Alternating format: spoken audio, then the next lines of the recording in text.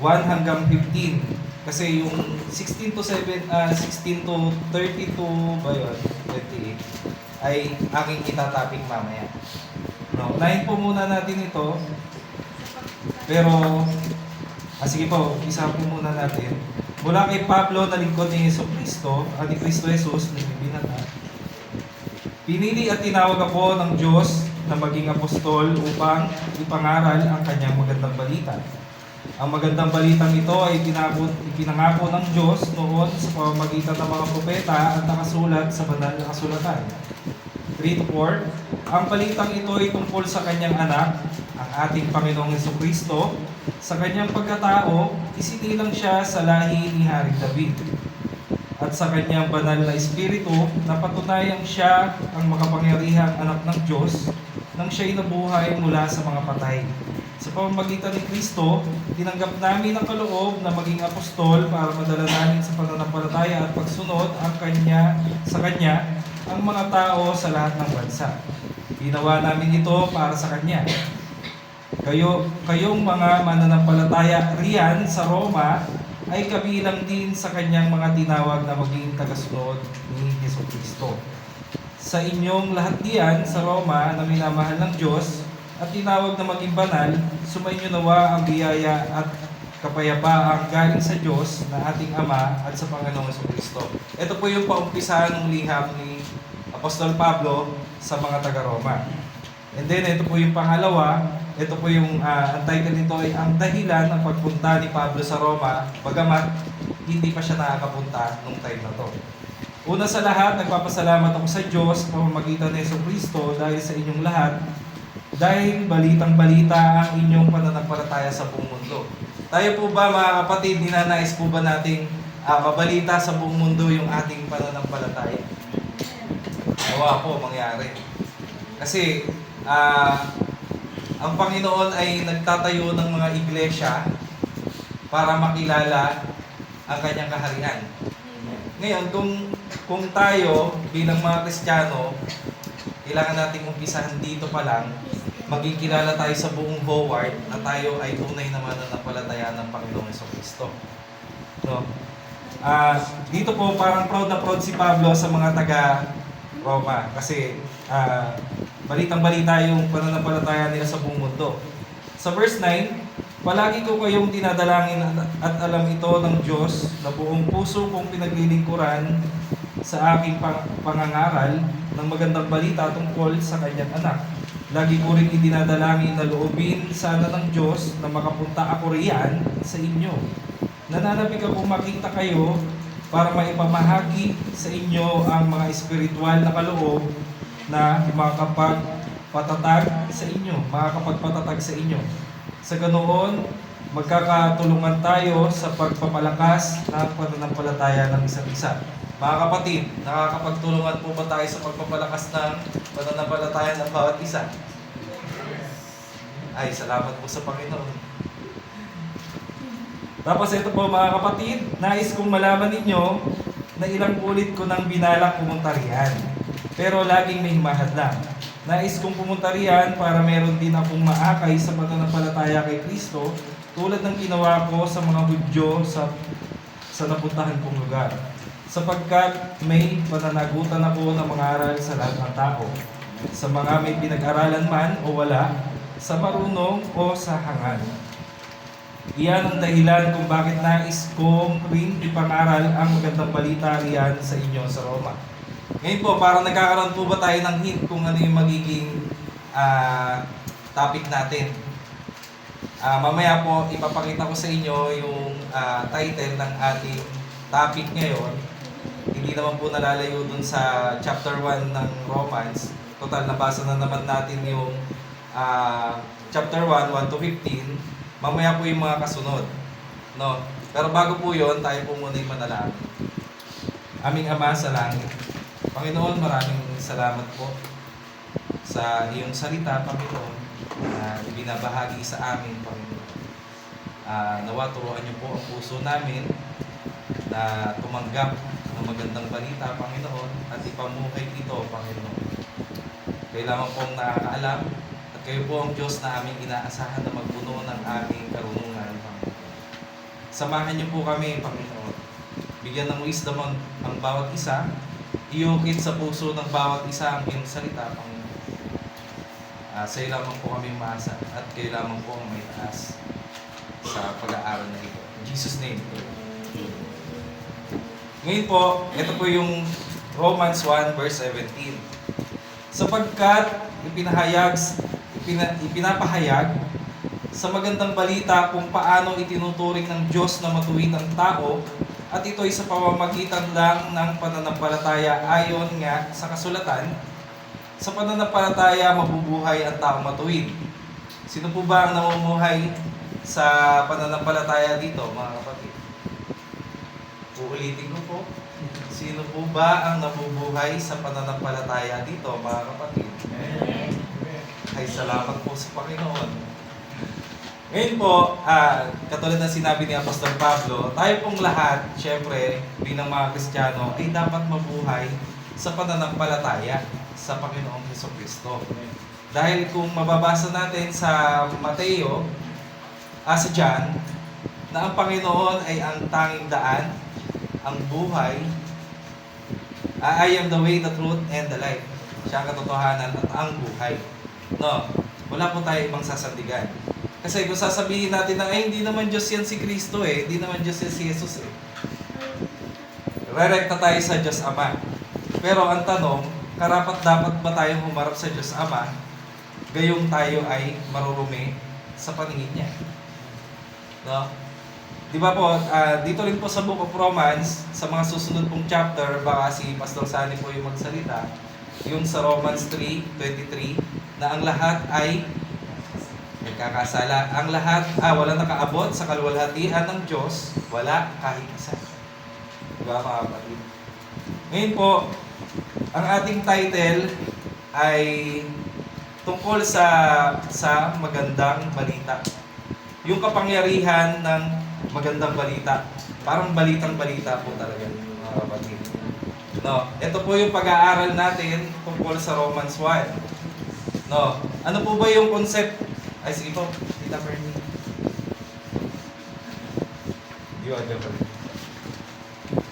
Okay na po. Ngayon po, ang ating concept po, mga kapatid, sa good news o sa magandang balita, o pagka kasi iba-iba mo yung Bible, iba-iba yung title niyan.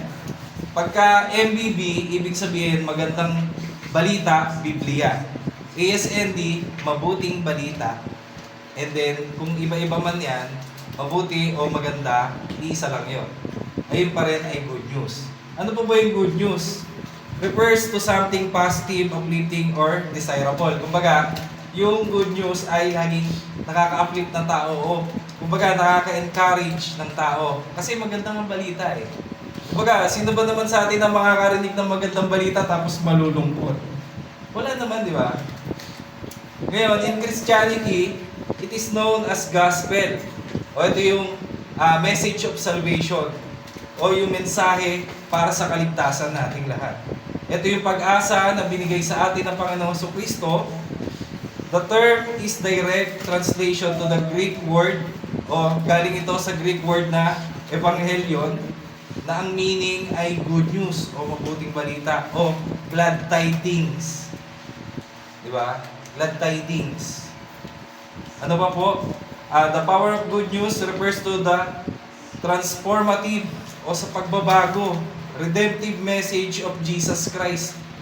Ito yung mensahe ng Panginoon na kayang makapagligtas sa atin at sa ating lahat ng mga kasalanan.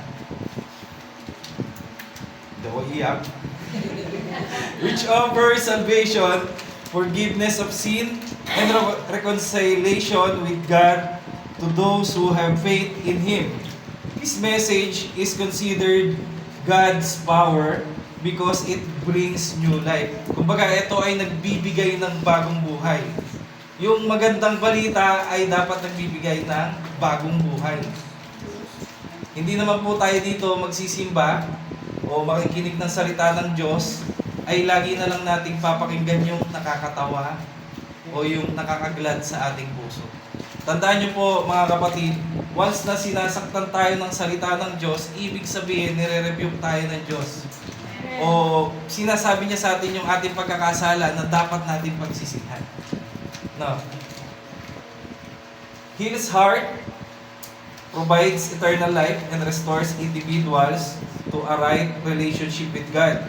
Yung magandang balita po pala ay nagbibigay ng isang magandang relasyon sa ating Panginoon. Nagtatransform ng buhay, nagbabago ng buhay, at nagbibigay ng pag-asa sa sira nating mundo. No? Lagi may mundo, no? Kada mag-aano tayo. Laging tayo yung pag-asa ng mundo. Kumbaga, sinabi nga ng Panginoon Jesus na tayo ang asin at ilaw. Paano pag nawalan tayo ng alat? Paano pag nawalan tayo ng alat? Tatapak-tapakan na lang tayo ng mga tao. Diba? At ang maganda pa po dito sa Book of Romans, matututunan po natin na napakarami pong makikitang gospel na salita dito.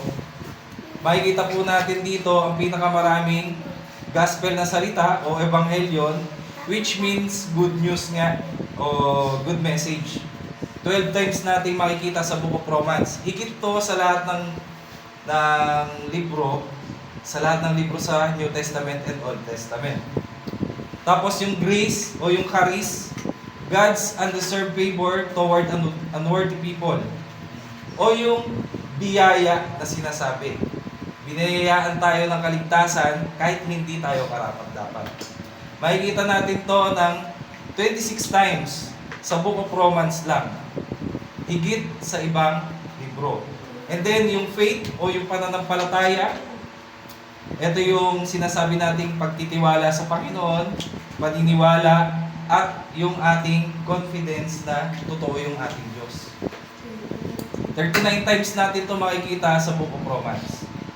And then yung wrath, yung galit. Kala nyo, puro biyaya lang ha.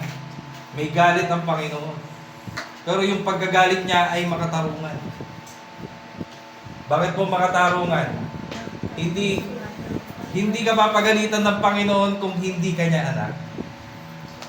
May pinagalitan po bang anak yung kumbaga, halimbawa, anak mo, pumunta sa bahay nyo, may kasamang mga kaibigan. Papagalitan mo ba yung mga kaibigan ng anak mo? Hindi. Yung anak mo lang. Ibig sabihin tayo, yung galit ng Panginoon sa atin, tama. O kumbaga, makatarungan dahil tayo yung mga taong madalas magkasala sa harap ng Panginoon. Ito po yung galit ng Panginoon, orge, o God's righteous anger and judgment against sin.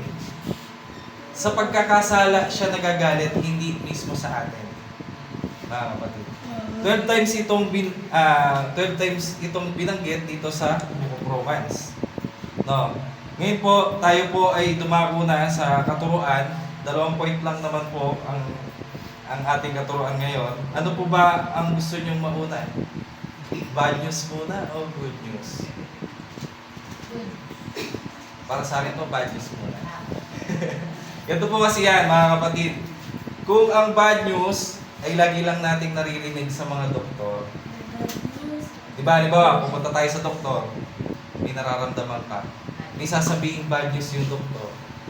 Pero, ang kasunod nun ay yung cure o yung gamot. May bad news pero may gamot. Diba? Kaya unahin natin yung bad news kasi ayun na po yung naka-align. Di ba mga kapatid? Pero ayun po talaga yung pinili kong mauna bago naman natin i-bless yung bawat isa. No? Ngayon po, ang teachings natin ay yung bad news and then the good news. Sa dulo naman. Mas maganda po umuwi tayo na may good news naman tayo pinangawakan. Si Brother Roy, puro bad news na lang binibigay sa amin ito eh. Di ba?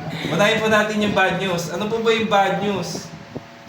Ito po yung sinasabi sa Romans 1 verse 18. Ipinapahayag ng Diyos mula sa langit ang kanyang puot sa lahat ng kasamaan at kalapastangan ng ginagawa ng mga tao, na siyang pumipigil sa kanila para malaman ang katotohanan tungkol sa Diyos. Ibig sabihin po pala, Mga kapatid, kapag tayo pala ay gumagawa ng kasamaan, hindi natin nalalaman yung katotohanan tungkol sa Diyos. Hinahadlangan pala nung ating kasamaan yung katotohanan, binubulag pala tayo ng ating kasalanan para makita yung katotohanan tungkol sa Diyos. No? Sabi po ni Apostol Pablo yan, and then sa 19 po, sapagkat ang katotohanan tungkol sa Diyos ay malinaw sa kanila dahil inihiyag ito sa kanila ng Diyos. Totoong hindi nakikita ang Diyos, pero mula pa nang likhain niya ang mundo, ang kanyang walang hanggang kapangyarihan at pagka-Diyos ay naipapahayag sa mga bagay na ginawa niya. Kaya wala silang may dadahilan. Kumbaga mga kapatid, ito pong aral na ito ay patungkol dun sa mga taong hindi naniniwala sa Diyos. No, ito po yung isang hindi magandang balita para sa mga hindi naniniwala sa Diyos. Kasi ang Diyos ay hindi nakikita, pero may ebidensya. Tignan niyo po mga katabi niyo. Siya po ang ebidensya na ang Diyos ay ang Creator. Nakikita niyo po yung isang building, hindi po yun maitatayo kung walang engineer na nag-create nun. O sabihin natin mga contractor. Hindi po yung contractor. O yung mga sabihin natin gumawa nun. Hindi po natin makikita yung cake na maganda kung walang gumawa ng cake. And then, paano na lang yung mundo?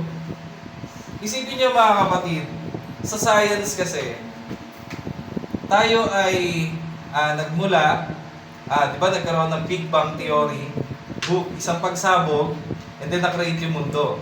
Isipin niyo sa pagsabog, na-create yung mundo. Akala mo yung pagsabog nagwawasak. Di ba? Pero, di na-create nga daw ang mundo ayon sa mga scientists, and then tayo daw po ay mga butete lang. Napalangoy-langoy, and then habang sumasahid yung tiyan natin sa lupa, nagkakaroon tayo ng paa, and then pagkatapos nagkaroon tayo ng paa, natuto tayong tumayo, naglakad, at tapos natutunan natin kung paano pumatay ng hayop na una nating pagkain. Sa science po yun evolution po yung sinasabi ko. And then ngayon, nagtatrabaho na tayo sa kumpanya. Isipin nyo, galing tayo sa unggoy, tapos ngayon nagtatrabaho na tayo sa kumpanya. Naniniwala po ba tayo sa evolution? Hindi po ako naniniwala sa evolution. Kasi, ayun ay haka-haka lang ng mga taong sabihin natin na nag-rely na lang sa sarili nilang pag-iisip. Hindi sila naniniwalang may Diyos na lumikha sa atin, kaya naggagawa sila ng mga haka-hakang kwento. No? Ito po yung ibig sabihin nun. And then sa 21, at kahit alam nilang may Diyos, hindi nila siya pinararangalan o pinasasalamatan man lang. Sa halip, ibinabaling nila ang kanilang pag-iisip sa mga bagay na walang kabuluhan. Kaya napuno ng kadiliman ang mga hangal nila ang pag-iisip. Tama po, di ba? Yung mga taong ipinokus nila, simulan nag-aaral pa lamang tayo sa evolution, na galing ang tao sa unggoy, papayag ba kayo? Hindi, Pastor. Hindi kami papayag na ang tao ay galing sa unggoy. Ayun po yung mga taong ibinaling nila ang pag-iisip sa mga bagay na walang kabuluhan. Imbis na sumamba sila sa Panginoong Diyos. No? Nagmamarunong sila, pero lumilitaw na sila'y mga mangmang. Tama po ba sinasabi ng Biblia? And then sa 23, sapagkat ipinagpalit nila ang dakila at walang kamatayang Diyos sa mga Diyos-Diyosang anyong tao na may kamatayan, mga ibon, mga hayop na may apat ang paa, at mga hayop na nagsisigapang. Ang mga tao po likas na maka-Diyos, pero mali yung sinasamba. Ang Diyos ay hindi nakikita, pero ang gusto ng tao, yung nakikita nilang Diyos. Yung hindi, kumbaga, parang meron pang kailangan pa ba naman natin ng may image? Eh kung sasabihin nga ng Book of Romans o sinasabi ni Apostol Pablo na ang Diyos ay hindi nakikita. Bakit tayo gagawa ng imahe? Eh kung yung Diyos ay hindi pa natin nakikita, saan galing yung imahe? Walang ng tao. No, mga kapatid. Ibinaling natin ang ating pagtingin sa mga bagay na nabawala. Mabubulok, ginagawa natin Diyos, Diyosan. No.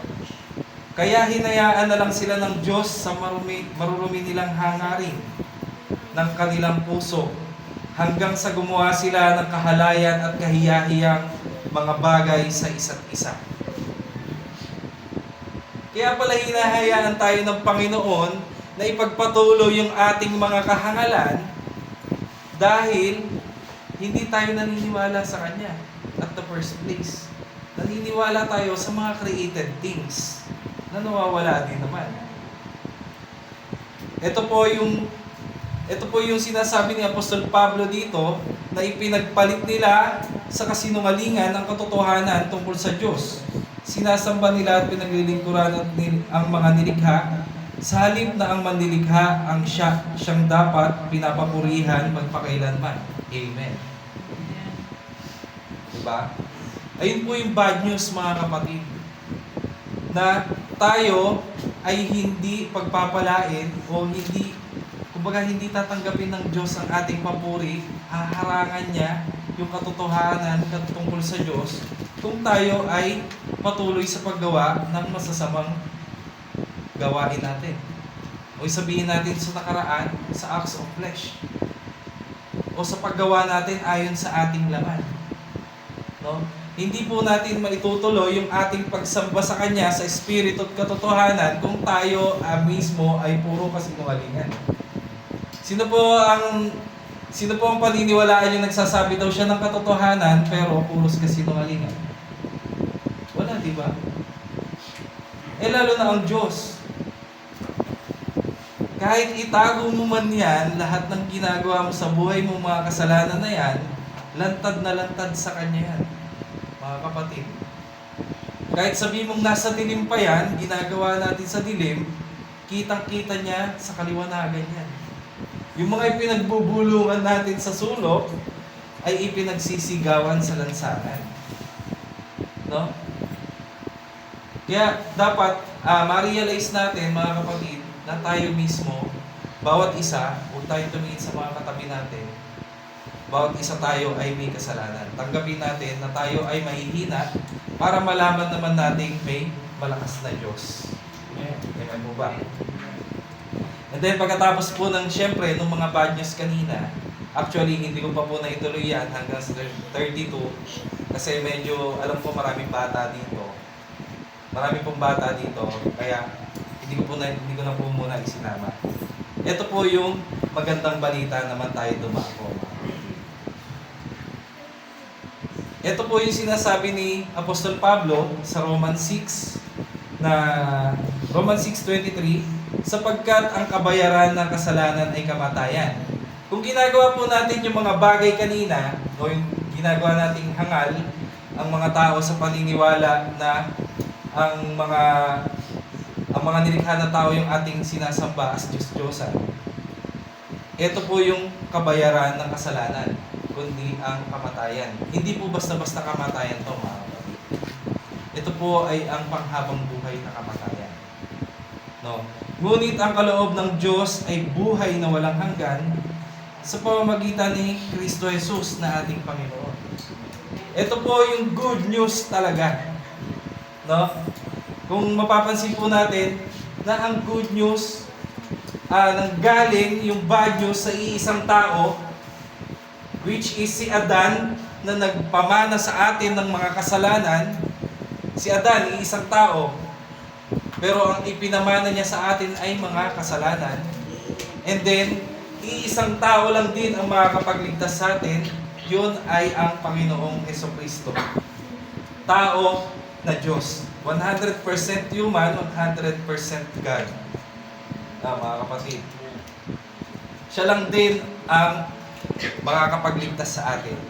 No. Ano pa po sinasabi ni Apostol Pablo sa Romans 8, verse 1? Kaya ngayon, hindi na hatulan ng kaparusahan ang mga na kay Kristo Jesus. Hindi nahatulan.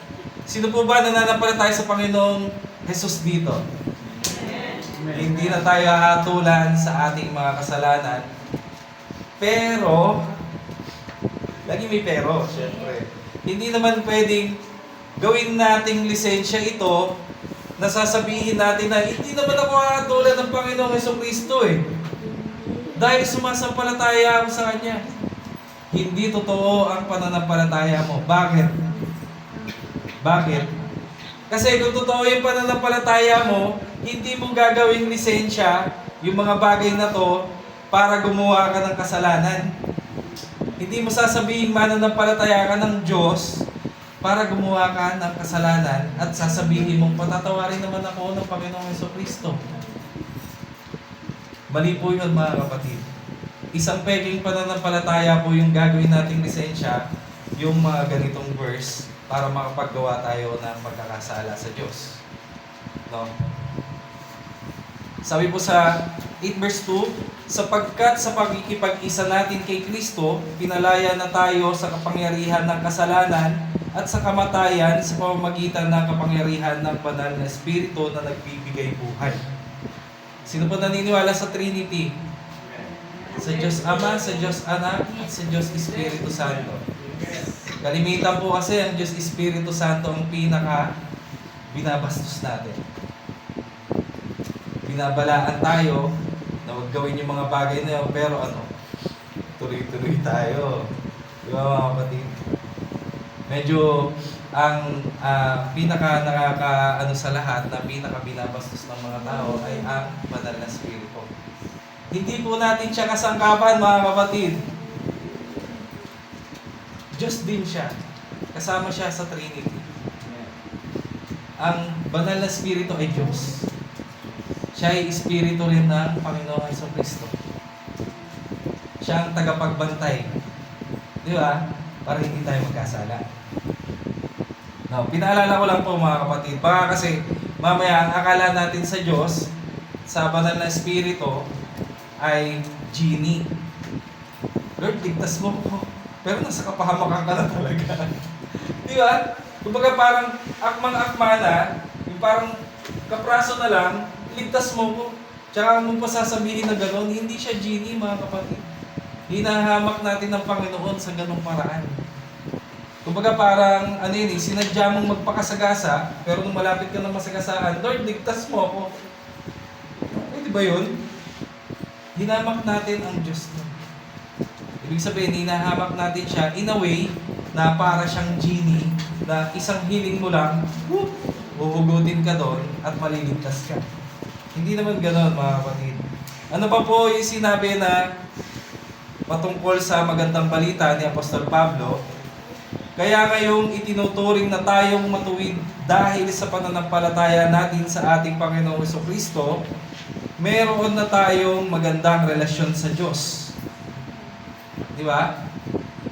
Kapag tayo pala ay nananampalataya sa Panginoong Jesucristo, magkakaroon pala tayo ng magandang relasyon sa Diyos Ama.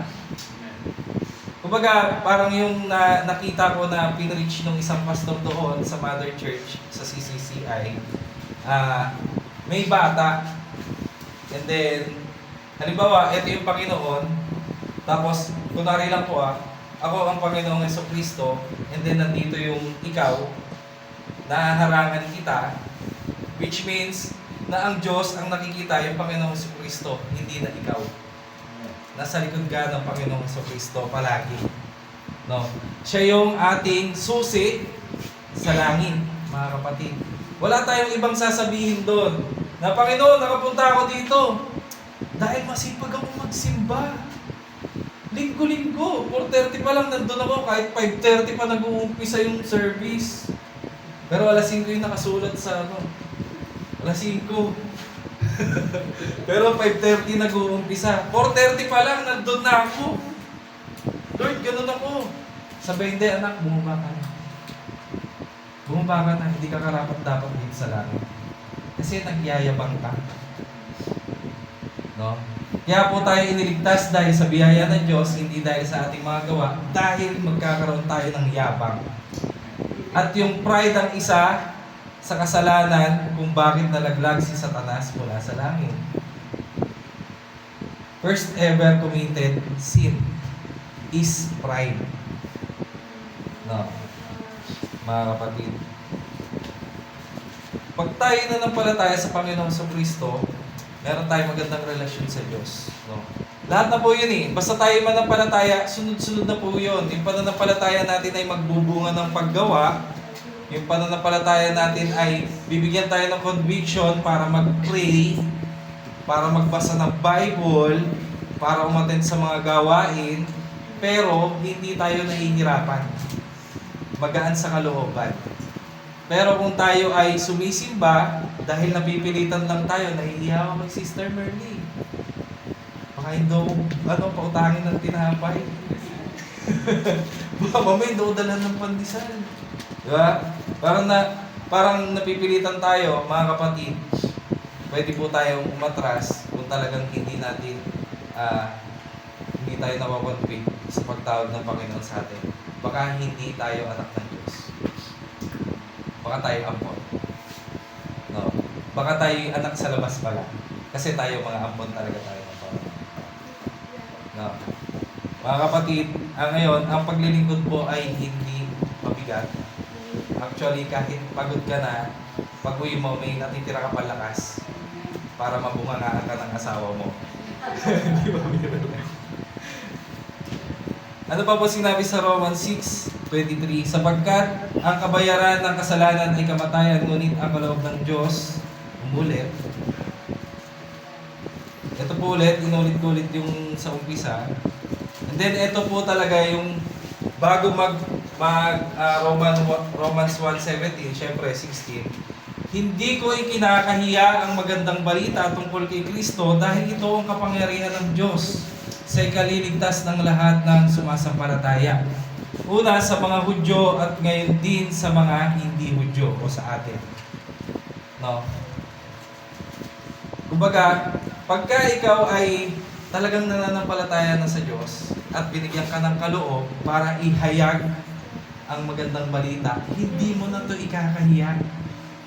Actually, kahit hindi ka magsalita, sa trabaho mo, kitang-kita ng mga katrabaho mo na, ba't ang sipag mo ngayon? Tsaka ka magsasalita ngayon. Sa Panginoon ako naglilingkod. Diba? Hindi sa amo natin. Sweldo lang matatanggap ko dyan, may kartas ko. Ito, may buhay akong walang hanggan. Diba? Tapos, hindi na tayo mahihiya na i-share yung gospel kahit kanino. No? Sapagkat ipinapahayag sa magandang balita kung papaano itinuring ng Diyos na matuwid ang tao at ito'y sa pamamagitan ng pananampalataya. Ayon nga sa kasulatan, sa pananampalataya mabubuhay ang matutuwid. No. Paano po mga kapatid? Ngayon po narinig po natin ang magandang balita na ang ating Panginoong Hesukristo ang siya nagbigay ng buhay o ng dugo niya sa krus ng Kalbaryo para maligtas tayong mga makakasalanan. Ngayon po, mag-iiwan po ako, maglalagay po ako ng isang verse para ating gawing prayer bago po tayo mag-discussion. Ito po sa Jeremias 32 verse 17. Ito po yung magiging prayer natin mga kapatid. Tayo pong lahat ay magsitayo at tayo po yung manalangin.